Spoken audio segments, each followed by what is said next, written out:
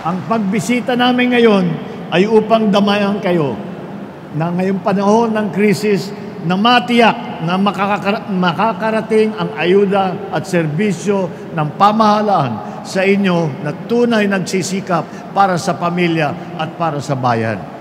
Kaya po, asahan po ninyo na kami po, hindi lang po ito minsanan po na pagbigay ng tulong.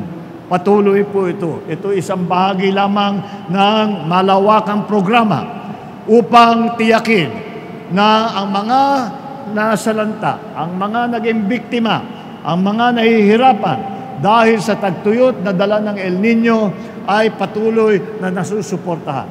Andito po, asahan po ninyo na ang inyong pamahalaan, ang pamahalaan ninyo mula sa local government official, mula sa ating mga legislator, sa Congress natin, mula sa Office of the President ay patuloy ang aming pagtingin at pagmonitor sa inyong kalagayan nang matiyak natin na wala namang mahihirapang masyado at kung sino man ang nangangailangan ay nandito po kami na tutulong para sa inyo. Andito po ang inyong pamahalaan.